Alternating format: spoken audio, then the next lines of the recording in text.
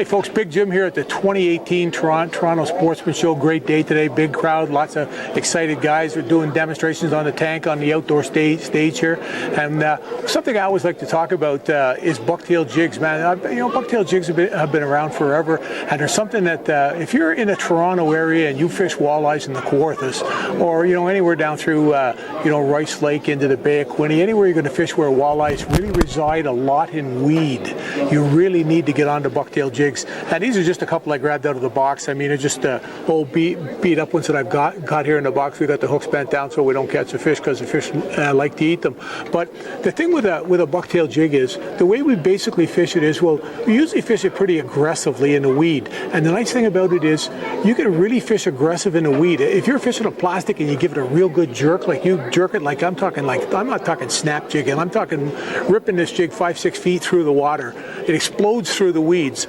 If you had plastic on here, it rips down constantly. It tears off. You got to put it back on.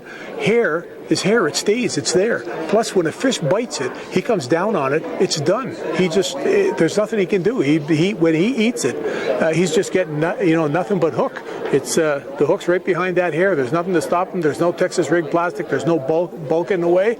But very important when you fish in the weeds to fish with a jig with an eye that comes out the front.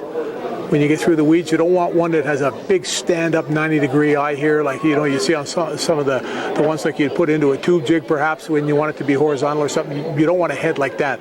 You want something with the eye out close to the front or coming out even more. That's a banana head. It's the most common one that's used, but it's just something that works really, really well.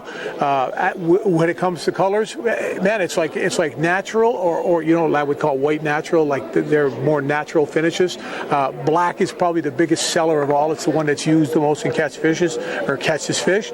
In recent years, I make a lot of jigs. It's something that I do. It's a real hobby, and I see a lot of guys coming for red and purple, black and purple, pink and purple, like a dark purple back with a little bit of pink on the bottom, 2 or 3 shades of brown together with a little bit of white. A lot of guys, and when they come and they look for a couple of dozen or something, they're catching fish with that. But purple seems to be a real standout. A few years ago it was avocado, but purple is a real standout now in the Kawarthas. It's something that a lot of guys are fishing. I know everybody's just going to say, oh, I just need black, or I just need black and yellow. But some of these guys catch a lot of fish, so even I need to listen to them. You need to listen to these guys.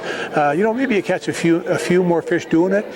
You're going to want a rod probably in that 6.5, 6'10" range. Pretty fast action.